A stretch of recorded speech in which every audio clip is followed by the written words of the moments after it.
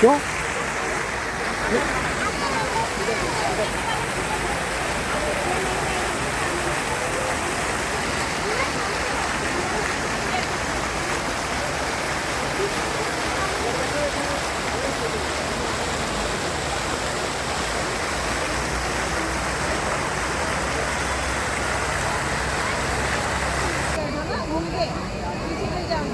दीदी को तो दे दो, दीदी को तो दे दो।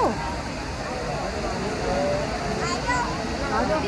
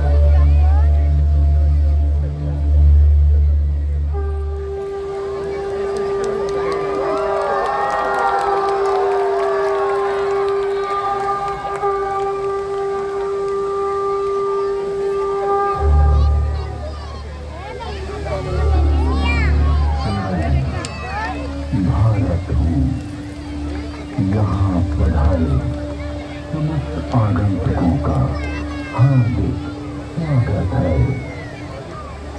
भारत में आदिकाल की विलुप्त हो रही कृषि परंपरा का पुनरुत्थान की गाथा वेदवाणी से प्रारंभ करने की चेष्टा की गई है।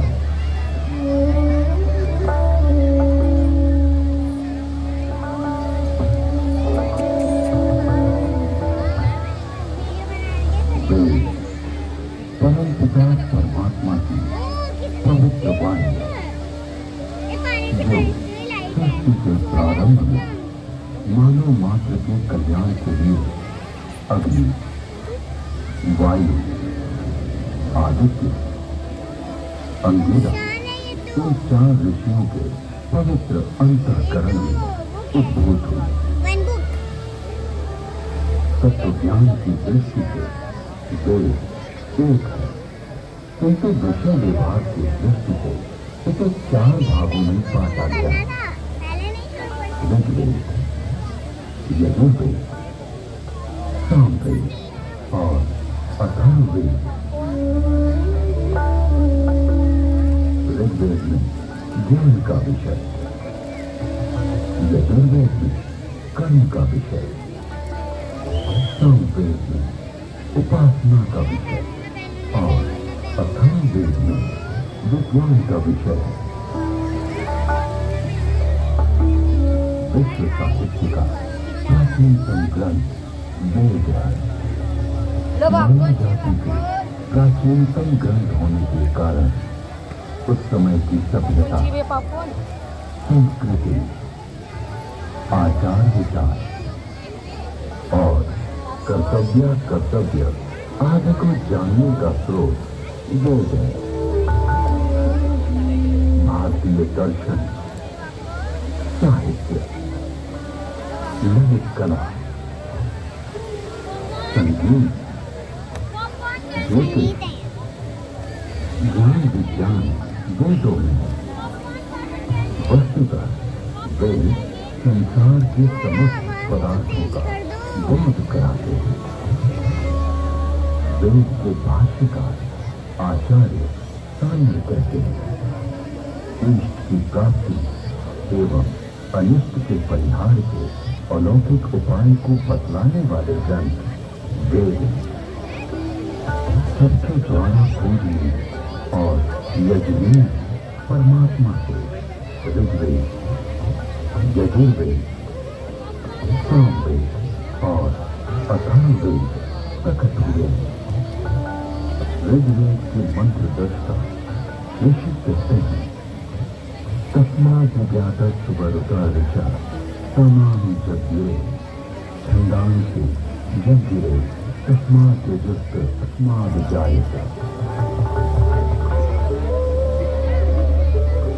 ऋग्वेद, जिसके द्वारा विभिन्न देवताओं की स्तुति की जाती, उसे ऋग कहते हैं।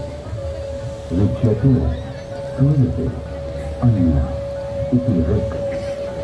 इस प्रकार की ऋचाओं के संग्रह का नाम ऋग्वेद है। ऋग्वेद विश्व साहित्य का प्राचीनतम ग्रंथ है। ऋग्वेद में 10 मंडलों में 1028 सूक्त में 10,600 मंत्र हैं। यजुर्वेद, यजुर्वेद में कर्मकांड का प्राधान्य, जिसकी समाप्ति अनेक अक्षरों वाली है अथवा जो गद्यमय है, उसे यजुष कहते हैं। अन्यताक्षरावसानो यजुर। यजुर्वेद के 2 भाग हैं, शुक्ल यजुर्वेद एवं कृष्ण यजुर्वेद। शुक्ल यजुर्वेद में 40 अध्यायों में 1975 मंत्र हैं। कृष्ण यजुर्वेद गद्यात्मक है। सामवेद, गीति साम है। गीतेषु समाख्या, संगीत का मूल उद्गम सामवेद है। सामवेद के 2 भाग हैं, पूर्वार्चिक एवं उत्तरार्चिक। सामवेद में 1875 मंत्र हैं। अथर्ववेद, अभिचार मंत्रों का ज्ञान अथर्ववेद में है। इसमें आयुर्वेद का विस्तृत विवेचन हुआ है। इसकी शौनक शाखा में 20 कांडों में 730 सूक्तों में 6000 मंत्र हैं।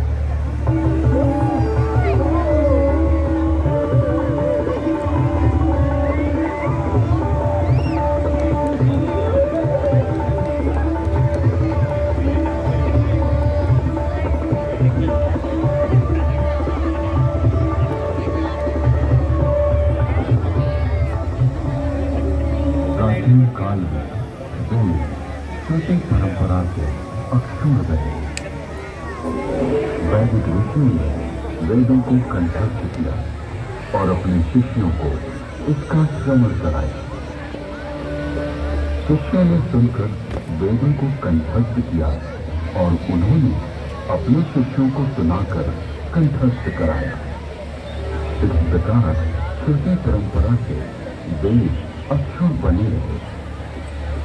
वेदों में किसी भी प्रकार की मिलावट न हो सके, इसके लिए वैदिक ऋषियों ने विस्तृत पाठों का निर्माण किया।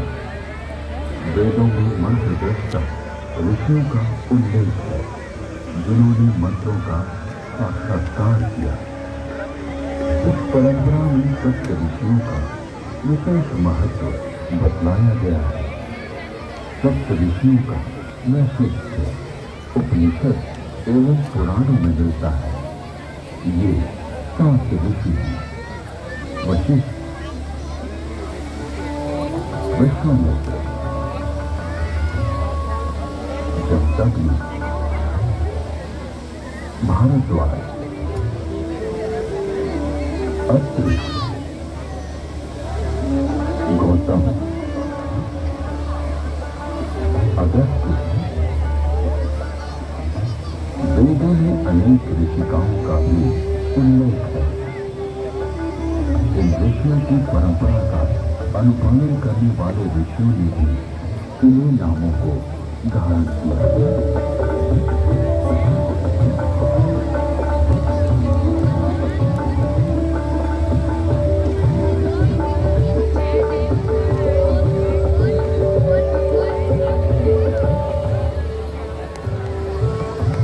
आज विश्व में जिन आविष्कारों का श्रेय पाश्चात्य जगत द्वारा लिया गया है, उसे हमारे प्राचीन ऋषियों द्वारा तथ्य सहित हजारों वर्ष पूर्व प्रमाण सहित वेदों में उल्लिखित किया गया है।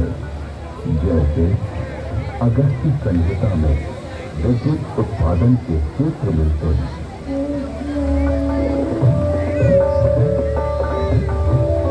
एक मिट्टी का पात्र लें, उसमें ताम्र पट्टिका, कॉपर की डालें तथा शुद्ध ग्रीवा कॉपर सल्फेट डालें।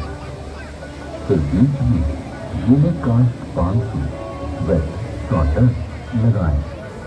ऊपर पारा, मर्क्यूरी तथा 10 लॉस्ट रिंग डालें। फिर तारों को मिलाएंगे तो उससे मित्रा वरुण शक्ति इलेक्ट्रिसिटी का उदय होगा। अगस्त्य संहिता में विद्युत का उपयोग इलेक्ट्रोप्लेटिंग के लिए करने का भी विवरण मिलता है।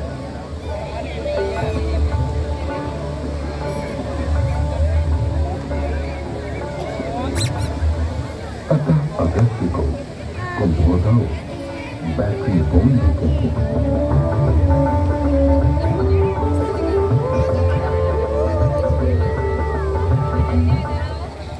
कुंभों उपरोक्त प्रकार से बनी तथा श्रृंखला में जोड़े गए 100 सेलों की शक्ति का पानी पर प्रयोग करेंगे तो पानी अपने रूप को बदलकर प्राणवायु, ऑक्सीजन तथा उदान वायु, हाइड्रोजन में परिवर्तित हो जाएगा।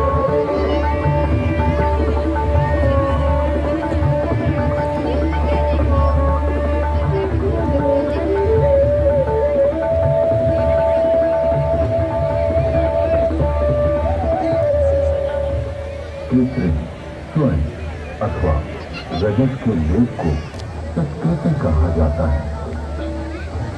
लोहे के पात्र में विषक्त जल तेजाब का घोल इसका सानिध्य पाते ही यमक्षार, सोने या चांदी का नाइट्रेट ताम्र को स्वर्ण या रजत में ढक लेता है। स्वर्ण से लिप्त उस ताम्र को चातकुंभ अथवा स्वर्ण कहा जाता है। विद्युत आधुनिक नौका चलन और विद्युत वहन, संदेश वहन आदि के लिए जो अनेक बारीक तारों की बनी मोटी केबल या डोर बनती है, वैसी प्राचीन काल में भी बनती थी, जिसे रज्जु कहते हैं।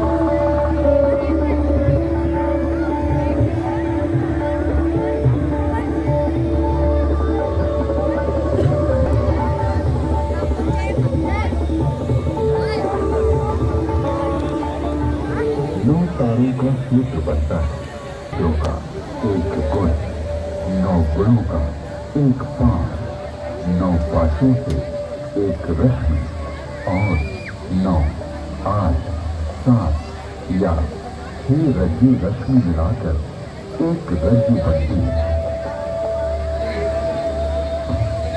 आकाश में उड़ने वाले गर्म गुब्बारे।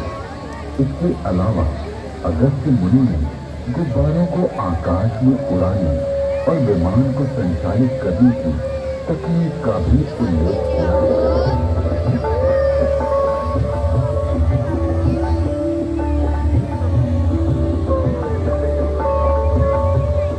उड़ान वायु हाइड्रोजन को वायु प्रतिबंधक वस्त्र में रोका जाए तो यह विमान विद्या में काम आता है। यानी वस्त्र में हाइड्रोजन पक्का बांध दिया जाए तो उसमें आकाश में उड़ा जा सकता है।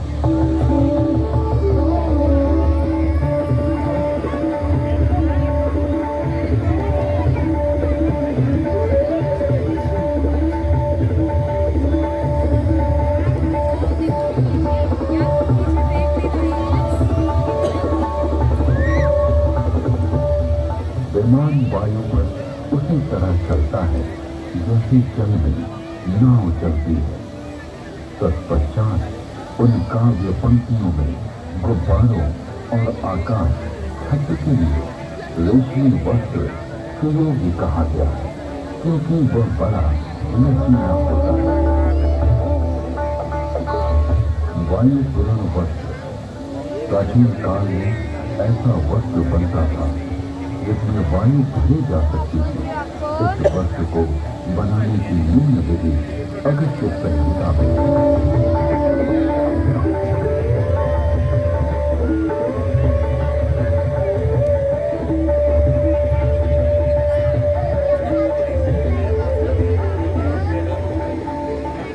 इसमें का सूर्य की परिक्रमा करने का वर्णन ऋग्वेद, यजुर्वेद और अथर्ववेद के मंत्रों में मिलता है।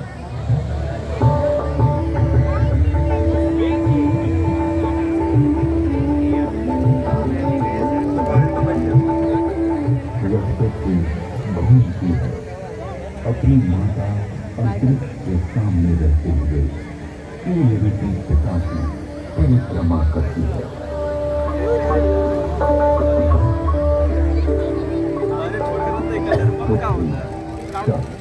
सूर्य कृष्ण की प्रदक्षिणा करती है।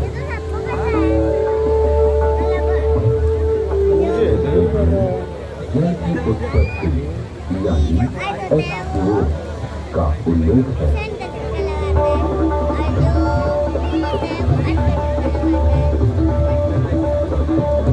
उनकी प्राप्ति के लिए मैं पवित्र ऊर्जा, एनर्जी, वाले मित्र, ऑक्सीजन और दोषों को नष्ट करने वाले हाइड्रोजन को ग्रहण करता हूँ। यजुर्वेद में सूर्य उच्च जल तत्व यानी हीलियम का संकेत किया गया है।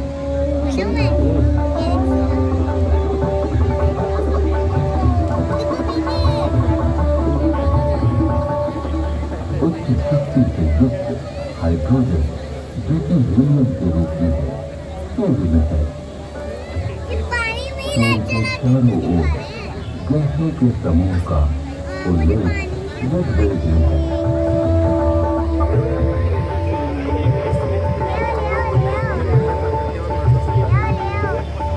ऋग्वेद में भी सूर्य की गति और प्रकाशक होने का वर्णन है।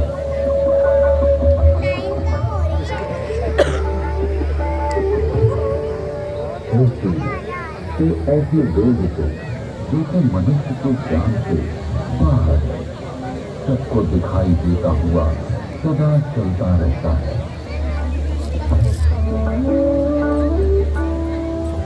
विश्व के प्रथम वैज्ञानिक अथर्वा ऋषि के अनेक आविष्कार का उल्लेख वेद में प्राप्त होता है।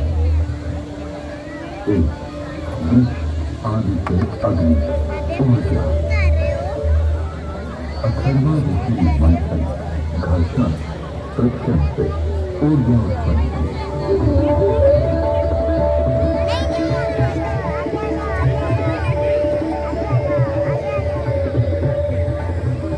अरुण नामक वृक्ष की लकड़ी अग्नि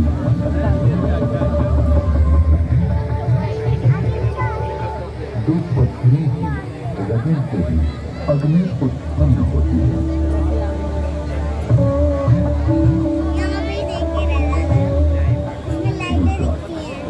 जल मंथन से पीछे पीछे बिल्डिंग अच्छी लगती है। इलेक्ट्रिक हाइडर अथर्वा ऋषि तालाब के जल से मंथन फ्रिक्शन के द्वारा जलीय होकर हाइडर का आविष्कार किया।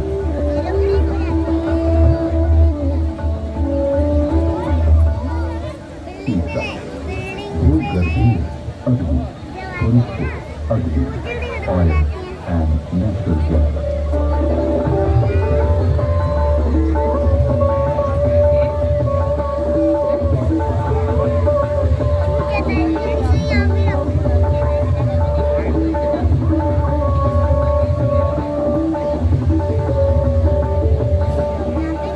अथर्ववेद में सूर्य के पदार्थों के प्रकाशित होने अर्थात वर्ण, कलर साफ होने का वर्णन है।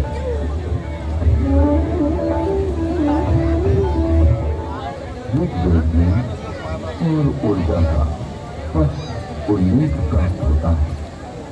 इसके आविष्कारक वशिष्ठ एवं भारद्वाज बतलाए गए।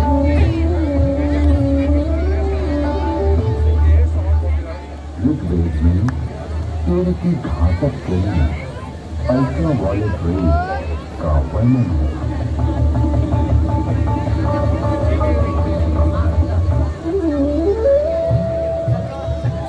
ऋग्वेद और अथर्ववेद में ओजोन परत यानी ओजोन लेयर का वर्णन है।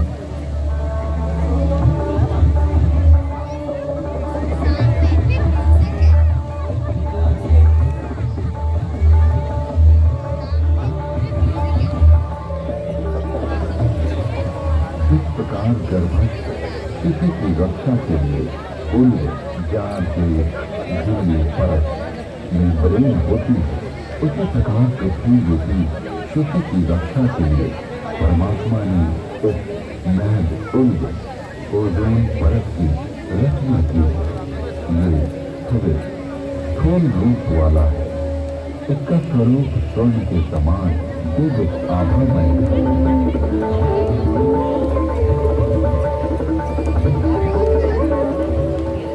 ऋग्वेद में पृथ्वी का अपनी धुरी पर घूमना बतलाया गया है।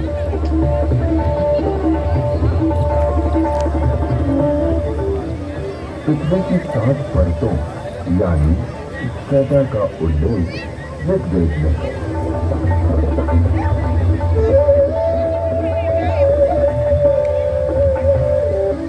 वेदों में पर्यावरण के संघटक तत्वों का निरूपण अनेक स्थानों पर किया गया है।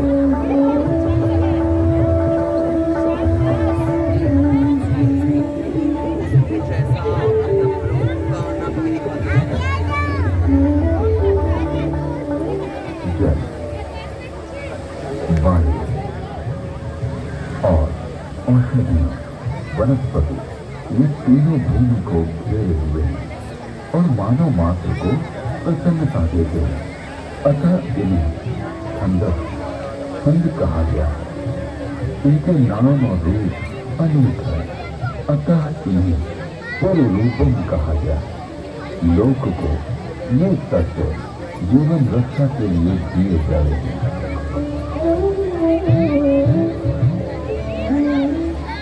यजुर्वेद में ये स्पष्ट रूप से कहा गया है कि वेद का ज्ञान सभी के लिए है।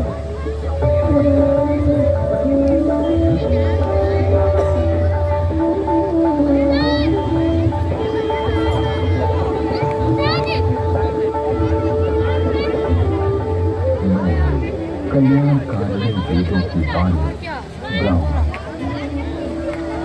क्षत्रिय वैश्य शूद्र बल्कि अति शूद्र आदि सभी लोगों के लिए देता हूँ। इसलिए अपने बीच किसी को भी असमान न समझो, किंतु सभी विद्वानों को प्रिय बनने और सभी लोगों को दान देने का यत्न करो और सदा सभी की समृद्धि की कामना करो।